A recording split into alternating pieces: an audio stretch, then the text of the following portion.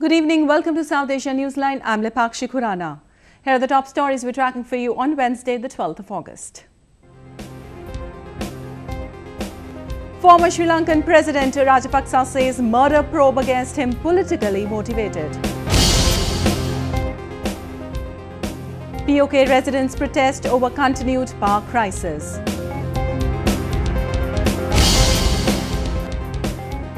And hopeful of meeting Prime Minister Modi, says new Google CEO Sundar Pichai. And now for all the details, the United States have reportedly started targeting close aides of Leshkar-E-Taiba founder Hafiz Saeed with an aim to check the finances of the outfit. Despite being a globally designated terrorist, he enjoys a free run in Pakistan. The US has said that the world can't afford another Mumbai-style attack and the perpetrator should not be allowed to operate freely. According to media reports, the US has decided to go behind Saeed's close associates, including his brother-in-law Abdul Rahman Makki. The move is aimed at cutting down the financial supply of LED and its charity face, the Jamaat-ud-Dawa. Makki, who also carries a US bounty of $2 million on his head, is widely believed to be the handler of the terror outfit's finances. The US is also likely to seek a sanction against Makki at the UN Sanctions Committee. Both India and the US holds LET chief Saeed, the mastermind of the 2008 terror attacks in Mumbai, which killed 166 people, including 6 Americans. Despite mounting evidence and the international pressure to bring him to justice, Saeed is a free man in his home country Pakistan, where he roams around making inflammatory speeches against India and the US. The JUD, the supposed charity headed by Saeed, also runs a network of seminaries across the country, which is believed to be indoctrinating its pupils in extremist ideology.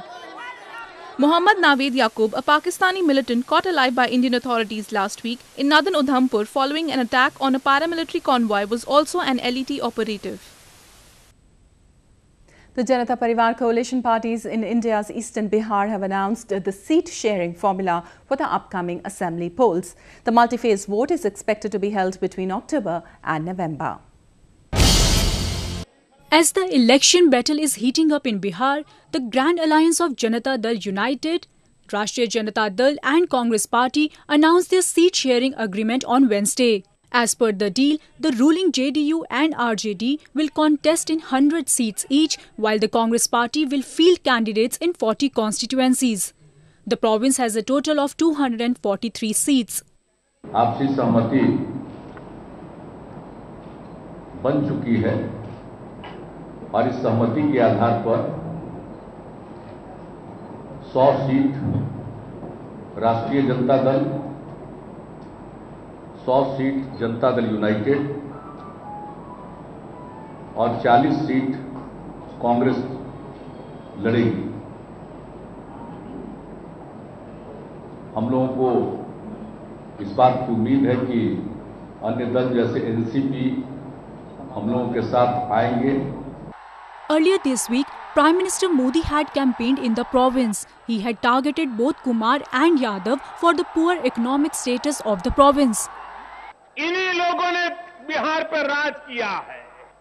आप मुझे बिहार बताइए मेरे भाइयों बहनों, आज जैसे 25 साल बीते हैं, अगर आने वाले 5 साल भी ऐसे बीते तो नौजवान बर्बाद हो जाएगा कि नहीं हो जाएगा?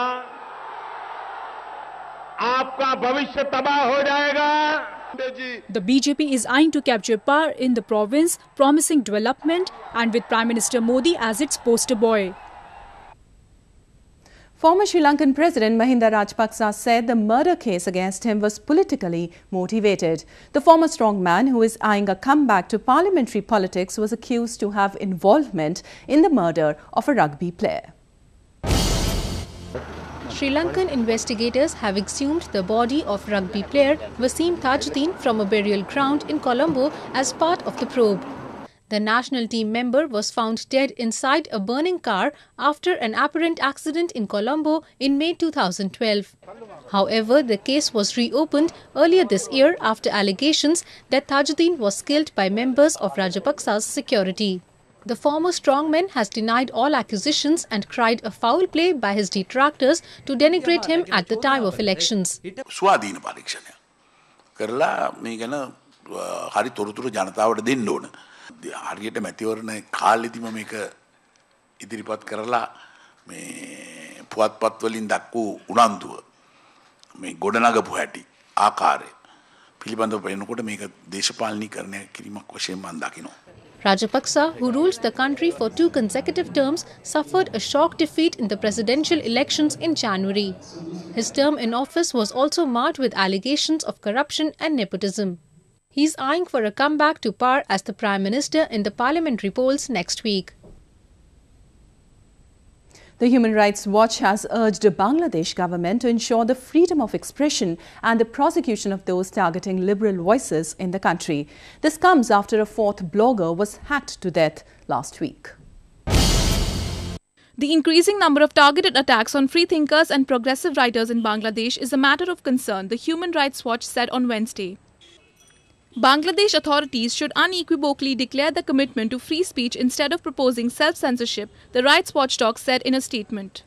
40-year-old Niloy Chatterjee, who advocated secularism and a critic of religious extremism, was the latest in a series of bloggers killed by fundamentalists in Bangladesh this year. There were no comments. Prime Minister Sheikh Hasina has assured a speedy investigation into the blogger murders. The FBI has also pledged assistance to the local investigators to probe the incident. Earlier this year, Bangladeshi-American blogger Avijit Roy, fellow bloggers Vasikur Rahman Babu and Ananta Bijoy Das were also hacked to death in similar fashion. Even though Bangladesh is predominantly Muslim, the country has for long encouraged liberal and secular voices. However, in the recent years, some fundamentalists have tried to suppress their ideas in a bid to impose Islamic culture. The lack of regular power supply in Pakistan-occupied Kashmir has angered the people of the remote region. Locals here say the administration has failed to address their problem. People of POK are taking it to the streets, demanding an end to the prolonged power cuts here. The region experiences 18 to 20 hours of power outages on a daily basis. This is happening even while POK produces surplus power, which is usually diverted to the national grid of Pakistan. The whole of POK requires only 300 megawatts of electricity, while 1,133 megawatts of electricity is produced from projects like the Mangla Dam and the Neelam Jhelum project. ये मखलूक खुदा तंग आके बरक़ियात से वापटा से इनकी ज़ालिमाना load shedding से ये सारे आज रोडों पे इतनी शदीद लोड शेडिंग है कि 24 घंटों में 18 घंटे लोड शेडिंग हो रही है. कभी आती है तो 5, 7, 10 मिनट के लिए आती है. आज रात की भी ये पोजीशन कोई आदमी अपने घरों में जा नहीं सका. Protesters said their agitation will continue until the authorities lay down a clear roadmap to resolve the power crisis. ये झेलम वैली के साथ तो शदीद तरीन जुल्म है. चकोटी से लेकर ये धुमेल तक बीच में कोई बिजली नहीं है भाई. अंधेर नगरी और चौपट राज है, ये चोरों का राज है ये, और हम इस राज को इस तरह से आगे चलने नहीं देंगे. ये बात याद रखें कि जब तक कोई जिम्मेदार आदमी यहाँ आके एक शेड्यूल नहीं देता और उस शेड्यूल पे कारबंद रहने की यकीन दहानी नहीं करता, हम लोग वापस जाने वाले नहीं हैं. Locals say that in spite of large power cuts, they are slapped with inflated utility bills while the people here struggle to cope up with the situation. और अगर बिजली आ भी रही है तो इतनी सी वोल्टेज इतनी कम है कि ना पंखे चल रहे हैं. नीचे अगर बच्चे एजुकेशन भी कर रहे हैं, बच्चे वो पढ़ाई नहीं कर सकते, नीचे बैठ के उसके सो नहीं सकते. और उसके अलावा कई लोगों ने लिफ्ट किए हुए हैं, लिफ्ट कर रहे हैं पानी दरिया से. उनकी मोटरें जो है ना वो बिजली से ही चलती हैं और इतनी कम वोल्टेज है कि उन्होंने साथ उसके स्टेबलाइजर लगा के और पानी अपने घरों को लिफ्ट करते हैं. The people of Pakistan-occupied Kashmir feel their situation is hopeless. The Pakistan People's Party will not be finished soon, as some critics say, claimed a party chairperson Bilawal Bhutto. The young leader also said that he will be leading the country's main opposition party from now. After months of speculation surrounding the difference between the former Pakistan President Asif Ali Zardari and his son over the control of the PPP, Bilawal Bhutto said he has taken over the reins of the party. Addressing party supporters on Tuesday, the 26-year-old leader said he will prove the party's critics wrong in the coming days. The development comes months after party co-chair Zardari said Bilawal will be entering politics gradually and he had to get more training. Bilawal was first launched into politics in 2007 following the assassination of his mother and former Prime Minister Benazir Bhutto. He was made the party's co-chairperson in 2014. However, many in the party felt he was too young to lead the country's main opposition party.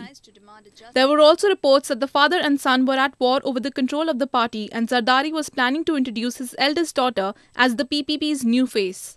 Bilawal had also kept away from the death anniversary of former president and his grandfather Zulfikar Ali Bhutto in April, exposing the split within the family in the open. The party, which ruled Pakistan in 5 different occasions, was reduced to just 47 seats in the 342-member National Assembly in the 2013 elections. At least 2 people were killed and dozen others injured in Nepal when police opened fire at a group of demonstrators who were protesting against the proposed constitution. Protest had intensified in mid-western Surkhet ever since lawmakers agreed to bifurcate its zone into 2 provinces. Such demonstrations were also held in other parts of the country. Nepal's major political parties had earlier this week agreed on federating the country into 6 provinces. The plan to divide the zones is a part of a regional administrative overhaul envisaged in a new federal constitution that Kathmandu hopes to finalize this month to end the prolonged political deadlock. India-born Sundar Pichai, the new CEO of Google, on Wednesday expressed hopes to meet Prime Minister Narendra Modi soon. He was elevated to the position this week as a part of Google's reorganization. A high achiever of humble origins, Sundar Pichai said that he hopes to meet Prime Minister Narendra Modi in near future. The Indian Prime Minister had earlier congratulated him on his new achievement. Pichai's statement also comes just ahead of Prime Minister Modi's scheduled visit to Silicon Valley next month, where he is likely to meet heads of various technology giants. The 43-year-old was announced as the CEO of the slightly slimmed-down Google late on Monday. While his hometown cherished his achievement, many, including some well-known figures, expressed their happiness. Well, it's a great achievement. I mean, I already have been following his progress, if you like, from the time he became head of Android. That's when I must admit, I first found out about him. But he became head of Android, and then now he's the CEO of Google. But yeah, I'm very proud. Others said he will be a great inspiration for many. We hope that with this appointment, there are many other Indians who will come and occupy the key positions in the IT sectors. Chennai-born Pichai joins an elite list of Indians who is heading global tech companies.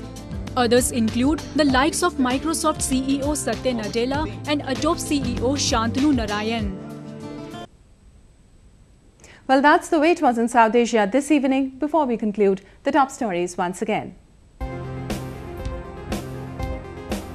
Former Sri Lankan President Rajapksa says murder probe against him politically motivated.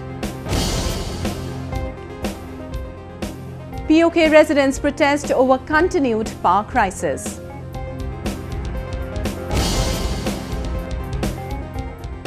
And hopeful of meeting Prime Minister Modi, says new Google CEO Sundar Pichai. Now our viewers can watch the show on SouthAsiaNewsline.com. You can also visit us on Facebook.com/SAsiaNewsline and follow us on Twitter @SAsiaNewsline. That's all in tonight's edition. We'll see you same time tomorrow. Good night.